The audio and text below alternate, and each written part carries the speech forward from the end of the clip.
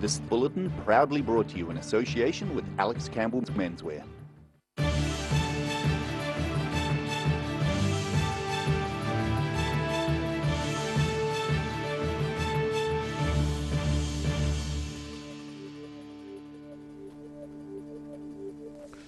Kia ora, good evening. Welcome to the South today. I'm Daryl Baser. With the nation being in lockdown following a steadily increasing number of people with COVID-19 in Auckland and Wellington, we're again operating as an essential media service on a skeleton crew and are bringing you occasionally shorter news bulletins while we're at level 4 lockdown. The Ministry of Health has announced 53 new cases of COVID-19 at this afternoon's update. And the Prime Minister says Cabinet has confirmed the South Island will go to level 3 at 11:59 p.m. tomorrow night. The tide of COVID-19 Delta could be turning, with the Ministry of Health reporting 53 new cases of the virus today. It's a 30-person drop in the number announced yesterday. So today we're reporting 83 new community cases since 9 a.m. yesterday. Taking our total number of confirmed cases associated with the current Auckland community outbreak to 511. However, today's figures bring the total number of active cases in the community outbreak to 562. The ministry says 522 cases have been clearly linked to another case or subcluster. Speaking yesterday, Prime Minister Jacinda Ardern says the lockdown and having COVID-19 in the community can bring stress to many people. Having positive cases in our communities, along with the impact of lockdowns, I know can be hugely unsettling. And that uncertainty can impact on everyone's mental health. It's okay to feel overwhelmed, to feel upset, or even to feel frustrated, because this situation is often all of those things.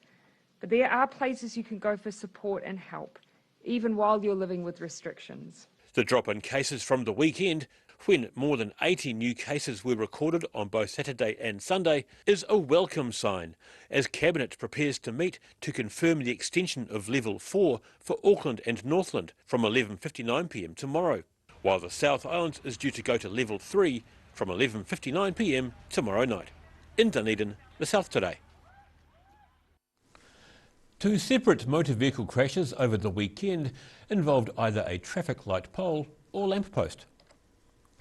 No one was injured following a 2-vehicle collision on Andersons Bay Road on Saturday morning.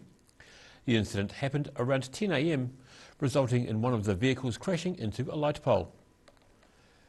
A car was severely damaged after it struck a lamppost just before 6 a.m. yesterday morning. The crash happened near Stiletto's Review Bar on Princes Street. Police say the 21-year-old male driver recorded more than 4 times the breath alcohol limit. People from Pacific Island nations who live in Dunedin can now talk about COVID-19 related issues in their native languages.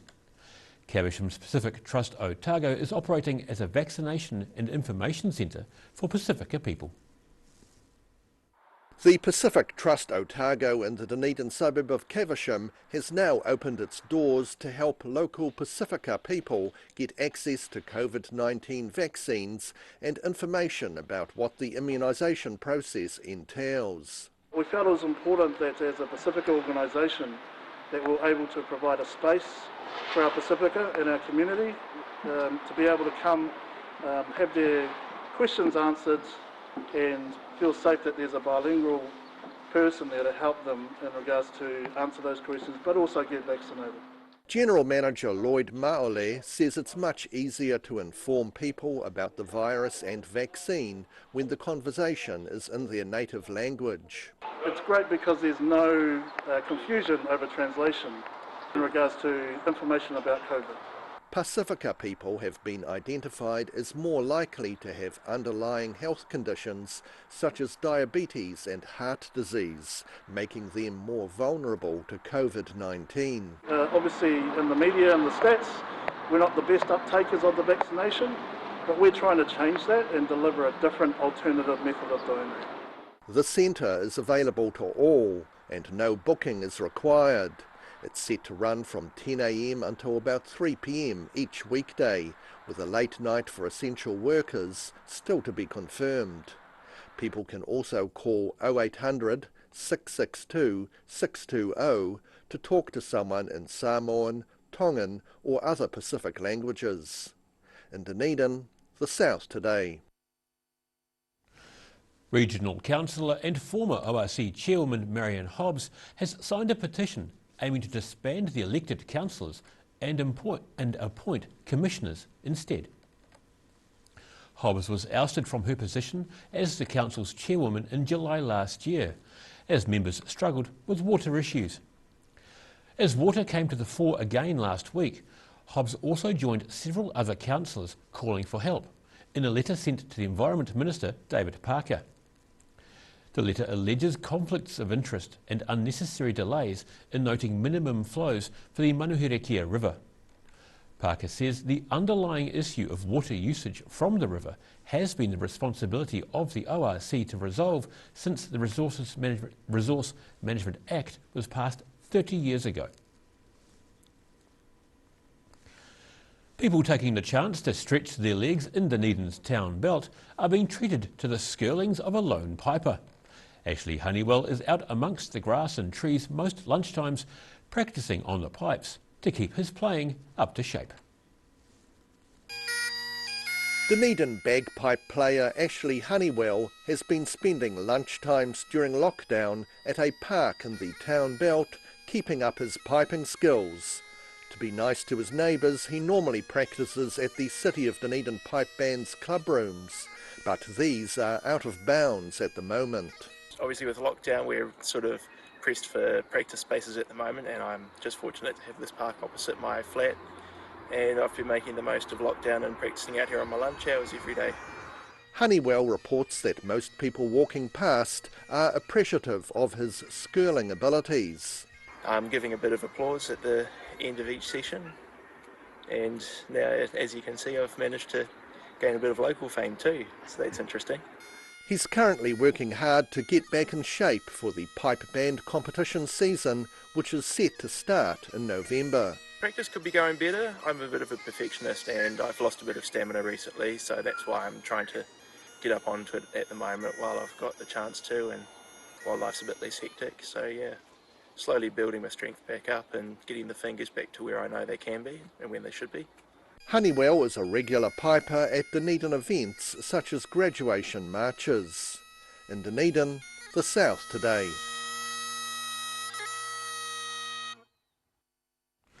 And still to come on the South Today, we catch up with the head of Enterprise Dunedin about how the pandemic is financially impacting on the South.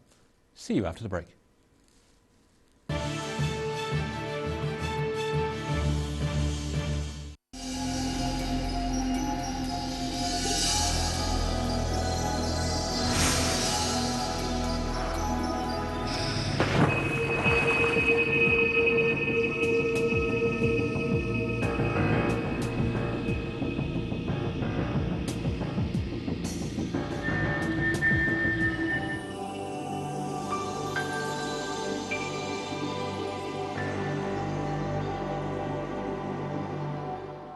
A poorly maintained heat pump can lose up to 35% of its output. The Mr. Heat Pump Cleaner team are experts. Their specially developed chemical wash is totally biodegradable. Call Mr. Heat Pump Cleaner and get the job done by the professionals. Hi, it's Lindsay here from Campbell Menswear. We have a massive manufacturer's clearance plus.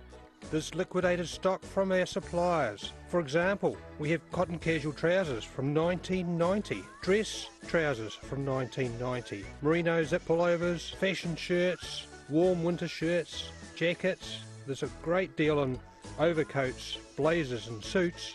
Come and check out our jeans. We're known for our jean selection. Alex Campbell Menswear, it fits. Come in and see the massive manufacturer's clearance at Alex Campbell Menswear. John's doing his bit to make lockdown better. Lockdown deals, 30 to 50% off while lockdown lasts. Shop online now and save. Pick up later or get delivered with contactless options available at level 3. Lockdown deals. You might be stuck in your bubble, but that doesn't mean you can't shop at My Mate John's. Plus, interest-free payment options available only at mymatejohn.co.nz. Where'd you get that furniture from? Stafford Street and My Mate John. Ah, TV. our favourite babysitter. But it can be tough keeping up with what our tamariki are watching. Luckily, the Broadcasting Standards Authority has made some smart changes to the classification labels. Ooh! Plus changes to the time of day certain rated shows will air, and awesome new parental lock features, meaning your babysitter's job is safe. Find out more at safeviewing.co.nz.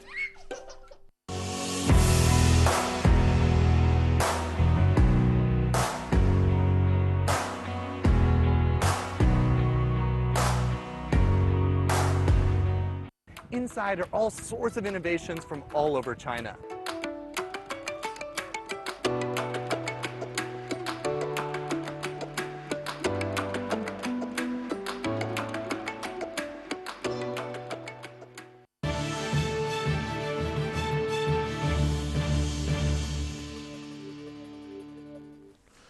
Welcome back.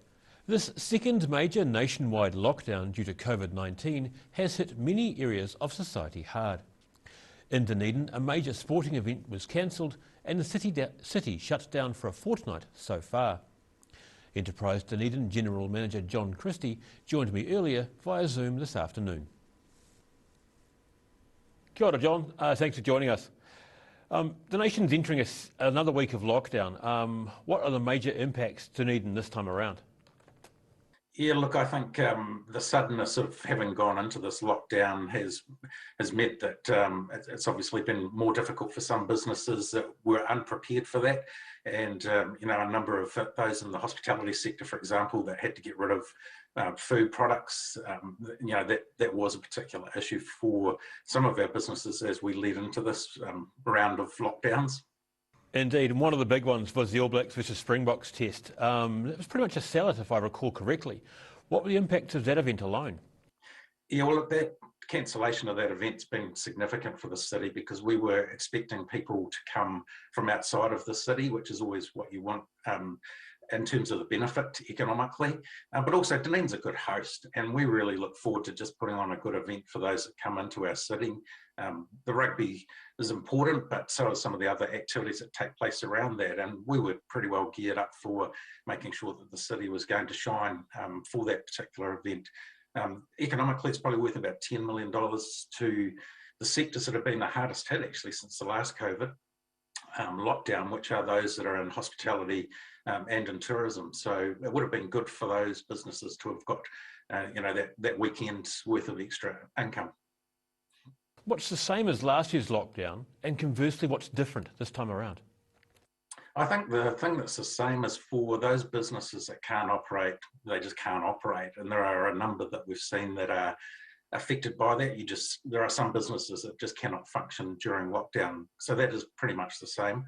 What's a little bit different, I think, is that a lot of businesses during the last lockdown did look to technology, advantages that they could take if there was going to be further lockdowns, new equipment, and I guess different ways of doing business. So there were a lot of learnings from the last lockdown, and I think businesses this time round have certainly embraced a change in the way they do their business. Indeed. What are you hearing from the city's business community? Look, they're pretty resilient. I think the biggest concern they've got at the moment is just how long we stay at the various alert levels. If there's some certainty, then a lot of businesses can plan around that. And they were certainly very aware of the fact that we could have gone into another lockdown, so they had been prepared for that. And in many cases, I think businesses were probably better prepared for this lockdown than they were for the last one. Are there any businesses that are actually doing okay out of the situation? Yeah, look, anybody that is involved in, I guess, technology where they are working remotely now, and they have been for some time, health technology, fields, some of our computer gaming, anything that is able to be done through electronic means, that's continuing. And in some cases, people were starting to work more remotely, as we saw from the last lockdown, and those people probably just continuing as normal. So, there are people that are still, making a good living, and they're working busy from home. That is working differently. Working smarter, as it were. How long do you think the city and wider region will take to recover from this? Yeah, look, interestingly, just before this lockdown, we got some economic data that showed that Dunedin City had actually fared pretty well over the last 12 months. It's unfortunate that we are now back in a scenario where we will have an economic impact, and it will take some months for that to come right. There will be a little bit of spend as people come out of lockdown. We learned that lesson last time. There was a lot of do-it-yourself work done, people buying up stores of materials for potential further lockdowns, and I think we'll see that again this time. Probably a lot of furniture replacement and people that are looking for more comfortable surroundings should we go back into another lockdown. But generally, I think our economy will fare pretty well, depending again on how long we stay in this particular phase of lockdowns. Cool. Enterprise Dunedin General Manager John Christie, many thanks for your time. I wish you all the best to you and yours. Yeah, thanks, Darryl. And after the break on the South Today, restored boat, the Elsie Evans, is looking for someone to take the wheel, and we have a look at your weather for the week. See you after the break.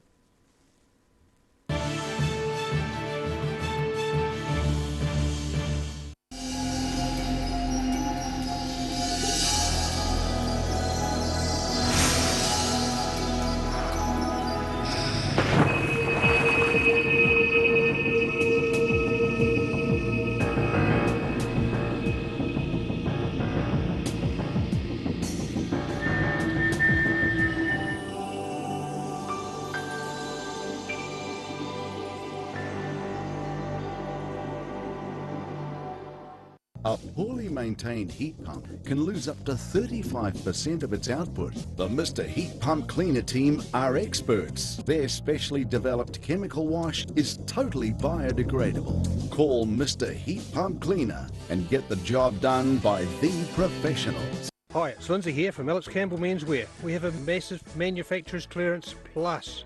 There's liquidated stock from our suppliers. For example, we have cotton casual trousers from 1990, dress trousers from 1990, merino zip pullovers, fashion shirts, warm winter shirts, jackets. There's a great deal on overcoats, blazers and suits. Come and check out our jeans. We're known for our jean selection. Alex Campbell Menswear, it fits. Come in and see the massive manufacturer's clearance at Alex Campbell Menswear.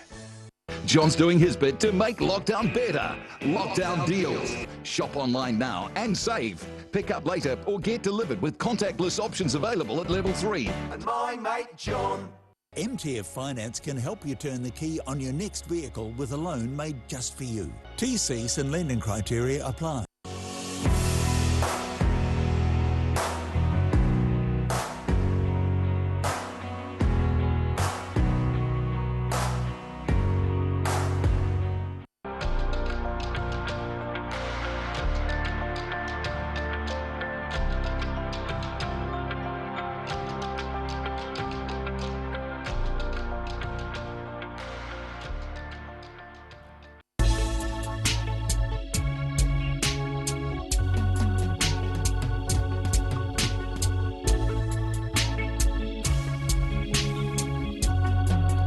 What have you got? Okay. Chicks World, party time, excellent.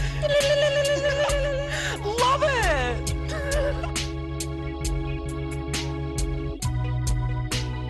Chicks World. Chicks World. Right.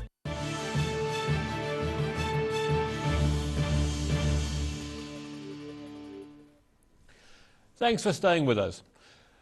A 120-year-old motor launch is anchored in the Otago Harbour and looking for someone to lease it.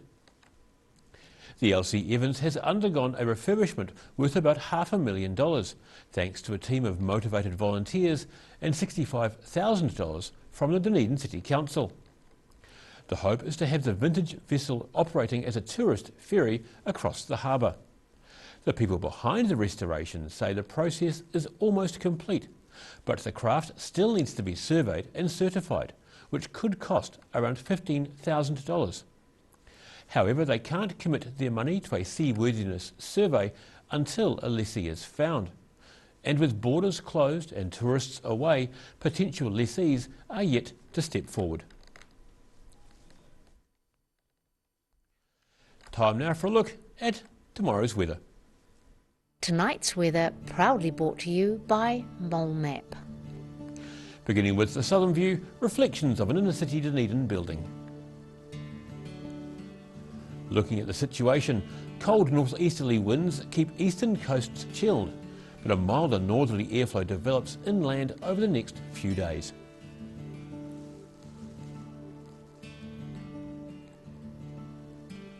Heading to the southern regions, moderate northeasterlies and some cloud across some of this region.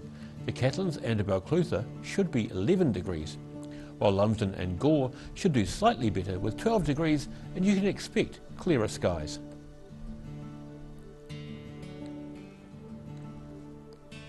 Popping across to central Otago, expect light winds and mostly clear skies for most areas here, with 13 degrees in Wanaka and Queenstown, while Alexandra heads for 14 and Tiano is due to be similar but should reach 12 degrees.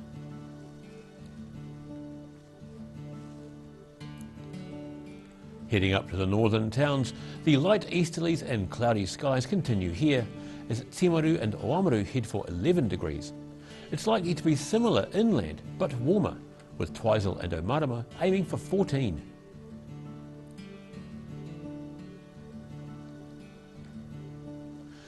In Dunedin, you'll have some cloud tonight with northeasterlies and an overnight low of 5 degrees. It'll be fine tomorrow with breezy northeasterlies and a high of 10 with a low of 5. It's due to be similar on Wednesday with a high of 11 and a low of 5.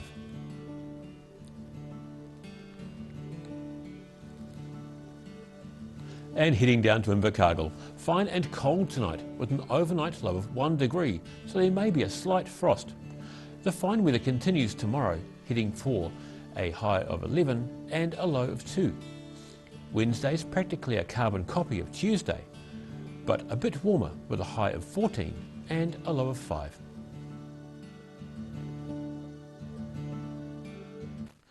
And that's all from the South Today team for this Monday. For the latest news from the southern region, head online to odt.co.nz and follow Channel 39 on Facebook and YouTube, remembering to like and subscribe our social media channels. Stay safe, be kind, and don't forget your distancing when you're out stretching your legs. Ka kite, anō.